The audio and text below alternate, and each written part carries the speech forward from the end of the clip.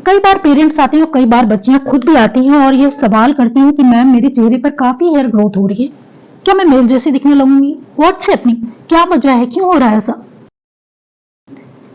PCOD और PCOS एक common word हो गया, लोग जानने लगे हैं कि ये वजह जो है वो पीसीओडी की हो सकती है। मैं हूं डॉक्टर नुसरत परवीन सिद्दीकी और आज मैं मुखातिब हो रही हूं इसी टॉपिक को लेकर। तो सबसे पहले आपको बता दूं कि पीसीओडी और पीसीओएस में क्या डिफरेंस है। डिफरेंस कुछ भी नहीं है, सिमिलर है दोनों। सीओडी होता क्या है, जब ओवम रिलीज नहीं होने पाता, यानी उसको प्रॉब्लम हो रही है और ओवरी में छोटे छोटे सिस्ट, यानी कि नाम से ही जाहिर है, पॉली मतलब बहुत सारे, और जो सिस्ट होते हैं यानी पानी के छोटे छोटे गोले वो ओवरी में बन जाते हैं, जिसकी वजह से वो प्रॉपर रिलीज नहीं होता और कहीं ना कहीं पीरियड्स डिले होता है या इरेगुलर पीरियड्स हो जाते हैं। तो पॉलीसिस्टिक सिंड्रोम और डिजीज में डिफरेंट क्या है, सोनोग्राफी में हम देखते हैं तो एक पर्ल नेकलेस अपीयरेंस दिखाई देता है, जो कि पॉलीसिस्टिक जो डिसऑर्डर होता है वो होता है। और कई बार जो पीरियड्स होते हैं वो नॉर्मल नहीं आते हैं, सोनोग्राफी में देखते हैं तो ओवरी के आसपास काफी एक छोटे छोटे कोले बन जाते हैं। तो ये कंडीशन होती है पॉलीसिस्टिक ओवेरियन की। अब ये इसकी वजह क्या होती है, इस पर बात करें। इसकी वजह तो ठीक तरीके से कोई भी नहीं बता पा रहा, पर इसकी वजह यही है कि जो आज का लाइफ स्टाइल और जो खान पान है वही वजह है। और लाइफ स्टाइल में अगर हम देखें तो कहीं ना कहीं चलना फिरना कम हो गया है, मोबाइल का ज़्यादा इस्तेमाल हो गया है, खान पान जंक फूड इस तरह की चीज़ों का इस्तेमाल हो गया है, नींद पूरी तरीके से नहीं ली जाती है, कहीं ना कहीं रात में देर रात तक जागना, सुबह देर तक सोना, ये सारी प्रॉब्लम, यही सारे जड़ जो हैं वो पीसीओडी के हैं। अब प्रॉब्लम यहाँ पर ये है कि शुरुआत में जो पीसीओडी है वो क्यूरेबल है, क्यूरेबल बाद में भी है, पर थोड़ा सा ट्रीटमेंट लेंदी हो जाता है, यानी उसमें थोड़ा सा दिक्कत आ जाती है। तो शुरुआत जब हो पीसीओडी की तो उसको नजरअंदाज ना करें, अपने डॉक्टर से कंसल्ट करें, उसका ट्रीटमेंट शुरुआत में ही ले लें। शुरुआत में अक्सर जब पीरियड्स आते हैं, यानी मिनार्की के बाद जब लड़कियां कंप्लेंट करती हैं कि मुझे पीरियड्स रेगुलर नहीं हो रहे थे, तो माएँ कई बार यही कहती हैं कि कोई बात नहीं, कई बार ऊपर नीचे पीरियड्स हो जाते हैं, आ जाएंगे, इसमें कोई घबराने की बात नहीं है। लड़कियां चुप हो जाती हैं, पर बाद में कई बार देखा गया है कि जब शादी होती है तब कहीं ना कहीं इनफर्टिलिटी का सामना ऐसी बच्चियों को करना पड़ता है। तो ऐसी नौबत ना है, इसके लिए आपको शुरुआत में ही ट्रीटमेंट करवा देना चाहिए। अब हम बात करें कि इसका प्रिवेंशन और क्योर क्या है। प्रिवेंशन वही है अपने हाथ में, जैसा कि मैंने बताया कि लाइफ स्टाइल जो है और जो आपका खान पान का जो तरीका है वो कहीं ना कहीं पैदा करता है पीसीओडी की। तो इसको आपको बदलने की जरूरत है, यानी अगर कहीं आपका बॉडी वेट बहुत ज्यादा हो रहा है तो उसको कम करने की जरूरत है। अब इनके सिम्टम्स क्या है, सिम्टम्स बात करें तो इसमें ब्लड शुगर का लेवल जो होता है वो बढ़ जाता है, कोलेस्ट्रॉल लेवल बढ़ जाते हैं, आपके थायराइड हार्मोन जो हैं उसके लेवल बढ़ जाते हैं। तो इन्हीं सबको कम करने के लिए आपको अपना लाइफ स्टाइल और अपने खान पान को ध्यान देना पड़ेगा।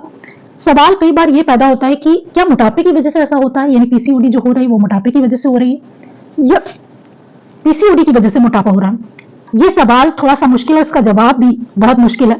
ये उसी तरह का है जिस तरह कि पहले अंडा आया या पहले मुर्गी, उसी तरह है ये कि मोटापा पहले हुआ उसकी वजह से पीसीओडी हुआ या पीसीओडी की वजह से मोटापा।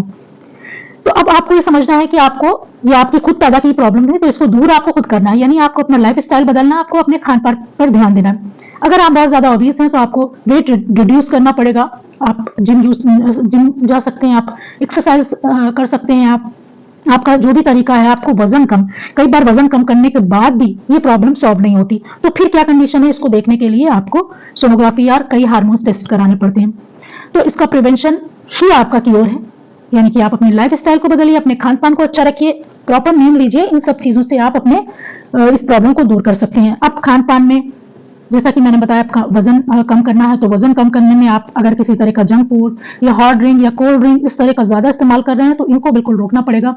और high protein diet, high vitamin diet, high mineral, इस तरह की चीजों का इस्तेमाल अपने इसका इंटेक बढ़ाना होगा आपको। और एक्सरसाइज पर ज्यादा ध्यान देने की जरूरत है, मोबाइल का कम इस्तेमाल करें, नींद प्रॉपर लें, ये सारी चीजें कहीं ना कहीं आप करेंगे और इस बीमारी से निजात पाएंगे।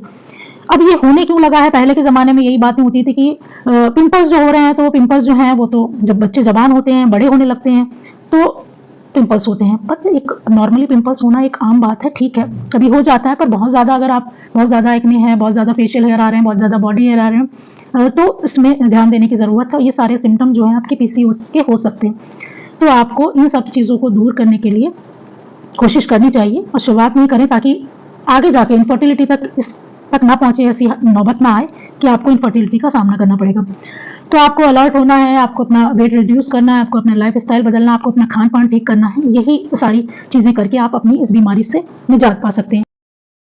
अब हम बात करें तो इसमें इन्वेस्टिगेशन क्या क्या करवाना चाहिए। तो इन्वेस्टिगेशन आपके पीरियड्स के दूसरे तीसरे दिन ही हार्मोन्स का टेस्ट करवाना चाहिए, क्योंकि उसी वक्त आपको समझ में आ जाएगा कि कौन सा हार्मोन्स कौन सा बढ़ा है या क्या कम है। तो इसमें serum FSH, serum LH, AMH, E2 level, और इसके अलावा सीरम इंसुलिन और टेस्टोस्टेरोन। कई बार होता है कि जो इसमें इस कंडीशन में जो पुरुष हार्मोन्स होते हैं वो बढ़ जाते हैं, तो टेस्टोस्टेरोन का भी टेस्ट करवाना चाहिए। सोनोग्राफी 12 से 14वें दिन, यानी पीरियड्स के 12 से 14वें दिन आपको सोनोग्राफी करवानी चाहिए। ये सारी चीजें इन्वेस्टिगेशन में हो गई। ट्रीटमेंट में आप देखें तो शुरुआत में ही ओरल पिल्स दी जाती हैं, यानी ओरल कंट्रासेप्टिव पिल्स जो होती हैं वो दी जाती हैं उनमें, क्योंकि उनमें हार्मोन्स की बनी होती हैं और कहीं ना कहीं हार्मोन्स ही डिस्टर्ब होते हैं, जिसकी वजह से PCOD की प्रॉब्लम आती है। तो ये शुरुआती तौर पर तो इस छोटी सी ट्रीटमेंट से आराम हो जाता है, पर कई बार जब ये सीवियर कंडीशन होती है, इसकी इनफर्टिलिटी का सामना करना पड़ता है, तो थोड़ा सा जो ट्रीटमेंट होता है वो लेंथी हो जाता है, बड़ा हो जाता है।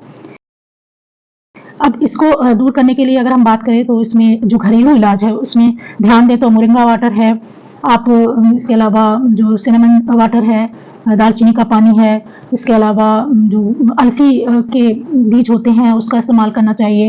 एप्पल साइडर विनेगर जो होता है उसका 1 चम्मच, आधा कप पानी 1 कप पानी में मिलाकर पिएं, उससे भी काफ़ी आराम मिलता है। मैग्नीशियम रिच डाइट लेनी चाहिए। इन सारी चीज़ों से आप घर में भी इलाज कर सकते हैं और इस कंडीशन से बाहर आ सकते हैं। पर ध्यान यही देना है कि आपको अपनी लाइफ स्टाइल को बदलना है। और आज के ज़माने में देखा जाए तो बच्चियां कहीं ना कहीं पढ़ाई की वजह से मोबाइल का इस्तेमाल ज़्यादा करने लगी हैं और एक जगह पर पड़ी रहती हैं, एक जगह पर लेट गई तो घंटों लेटी हैं, बैठ गई तो घंटों मोबाइल लेके बैठी हैं, पढ़ाई कर रही हैं। तो ऐसी कंडीशन में ये कॉमन हो गया है, ये प्रॉब्लम कॉमन हो गई है। तो इसको दूर करने के लिए ये बीमारी कोई डॉक्टर दूर नहीं कर सकता, क्योंकि सिम्टोमेटिक ट्रीटमेंट तो किया जा सकता है, पर इसकी प्रॉब्लम चूंकि खुद पैदा की गई है तो इसको खुद ही दूर करना पड़ेगा। तो आज की वीडियो में इतना ही। ध्यान दीजिए अपनी बॉडी पर, अपनी लाइफ स्टाइल पर, और अपनी इस प्रॉब्लम को नजरअंदाज मत करें, क्योंकि आगे जाकर ये आपको काफी प्रॉब्लम में डाल सकती है। तो आज की वीडियो में इतना ही।